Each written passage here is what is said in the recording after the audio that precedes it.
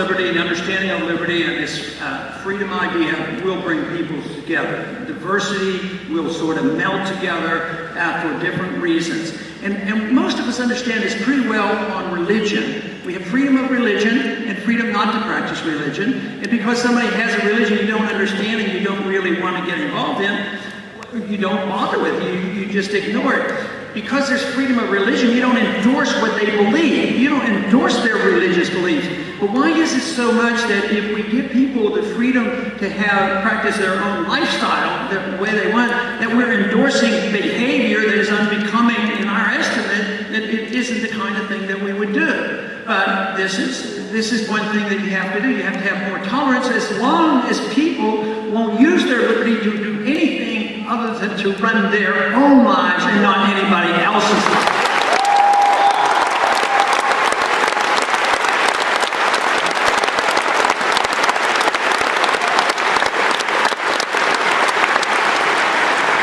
This would be a major undertaking. I think it would solve a lot of our problems. I think the coming together would be much easier. I think there would be a lot more productivity if this is the understanding. Limit the size of government and do one of those things that are authorized. And instead of being the counterfeiters of the world, we should be the protector of the value of the money.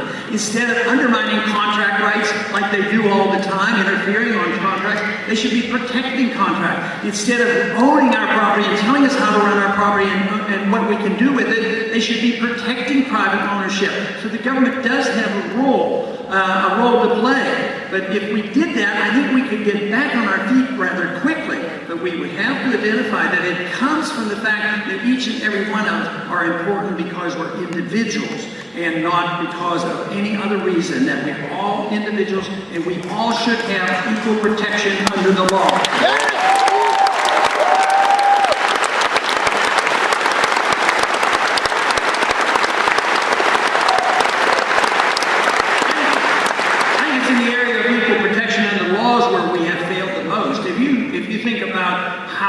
Unfairly, the drug laws are enforced. If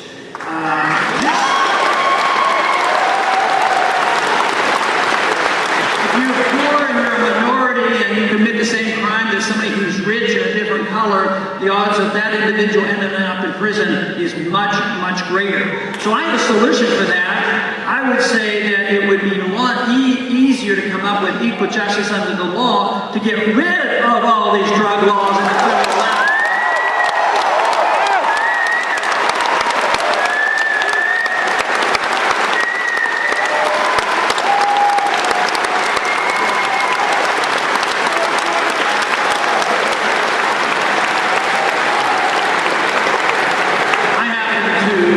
Disapprove of the use of most drugs, even most of the prescription drugs too. There's more addiction number-wise with prescription drugs than there are with the illegal drugs. It's just that the problem is compounded. It's not that, once again, that I would endorse people using drugs, because I think they're very dangerous and people should be cautious. But it's the whole idea of allowing who's going to make these decisions for us. So if they can decide what kind of drug you can take and what you can do, what if somebody says, well, you know, there is a real benefit from medical marijuana, why should the government send the troops out to arrest people who are doing this? It makes no sense at all.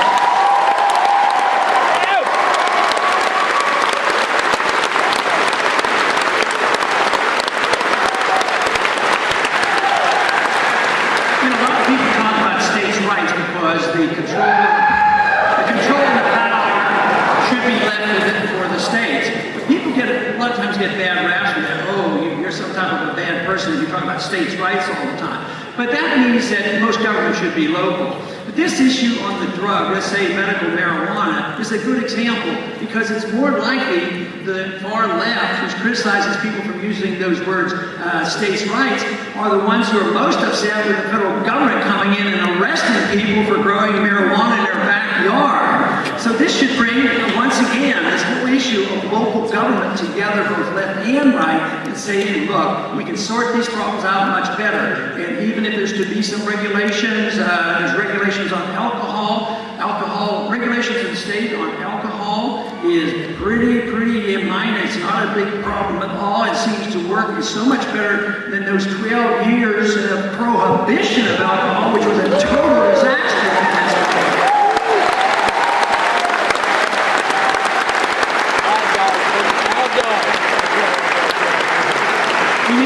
We need a better understanding. We need more confidence. We shouldn't be afraid of living in a free society. We have to challenge the status quo. We have to challenge decades of an educational system that teaches us to tolerate and accept. Well, you have to have a Federal Reserve. You have to have the federal government protecting you. You have to have consumer protection. You have to have all these things. And finally wake up and it doesn't work. And this is what's happening today. No matter how well motivated some of these programs have been, no matter how well motivated it has been for the entitlement system, it flat doesn't work. So I've concluded that if you truly are a humanitarian, and I think we all have that instincts to be humanitarian, care about our fellow man, if you do, you have to believe in the free market, because the free market and sound money is the only system that can produce enough wealth to take care of the poor and provide.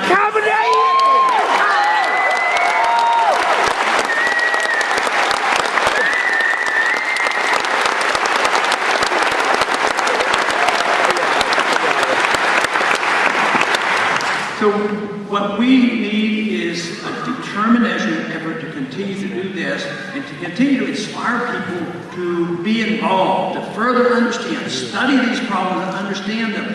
And this is what I really think is happening, like it's never happened before, not for a long time. And this is the reason I'm encouraged. I think a lot of good things are happening, but believe me, I'm still concerned. I'm concerned because those who do have the power, those in both parties that have a lot of power, and they see it being attacked, they're going to be tenacious in trying to clean this power. That's why they don't want a revelation on how the Fed spent $15 trillion in the bailout procedure, and they're getting prepared to bail out their friends in Europe and buy up Greek debt and dump it on the American people. So there is a reason for them to be very tenacious and clinging to this power. But the evidence is clear about the failure. If you take, for instance, the effort to make sure everybody has a house, that sounds good. Everybody should have a house. Maybe if they can't afford it, don't know how to take care of it. Why should we give them a house if they don't, end up taking care of it? Maybe they should qualify and work for it. But the effort was, no, that's being foolhardy. We want a program. So we're going to print a lot of money, easy credit, and then we're going to have the mortgage people and the Fannie Mae's and the Freddie Mac and the builders and the banks get involved, and we're going to pump all this money in the houses. It seemed to work. People were getting a lot more houses. There's a housing boom, and the price of the house was going up. The people say, I can borrow against my equity. And it was a lot of fun. It looked like a money machine.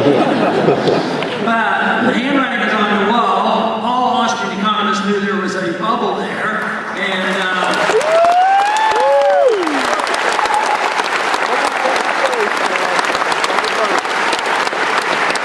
so when the bubble burst, people who were making all the monies, especially the ones making tens of billions of dollars in the derivatives market and all the wild speculation was going on, they said, hey, we're going to go bankrupt. We're going to go bankrupt. You got to bail us out. We're too big to fail.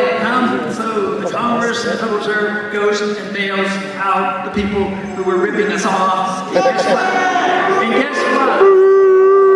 The middle class people lost their jobs and they lost their houses, and the housing problem is still a big mess. So it doesn't work. This idea that you can get free medical care from the government, well, where's the government? Where do you get free anything other than taking it from somebody else?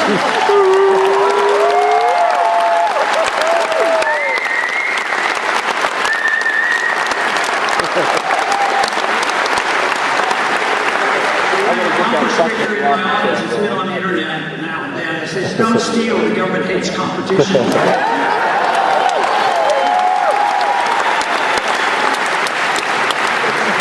But the system is failing all around. This is an opportunity to offer once again the principles of liberty. We had this great start, and we backed off, we've slipped, and we've been very careless. Whose fault is it? It's everybody's. The people, they got lackadaisical, they thought they could live off somebody else.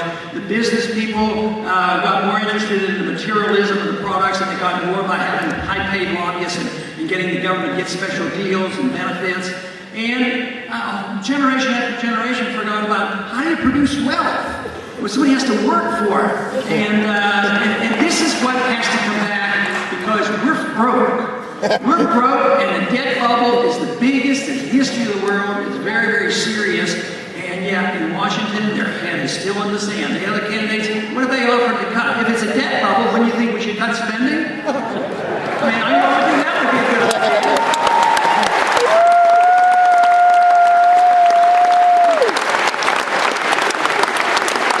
I'd like to start off, of course, with $1 trillion in the first year.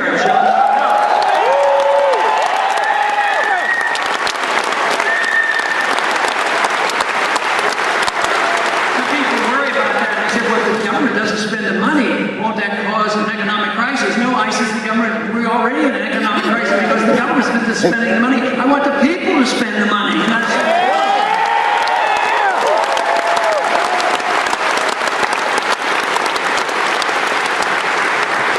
so the revolution is alive and well, let me tell you, and there's a lot of excitement going on, and I am optimistic because I believe this whole new generation that's excited about it has invigorated many of us in another generation who seem to be part of a remnant trying to form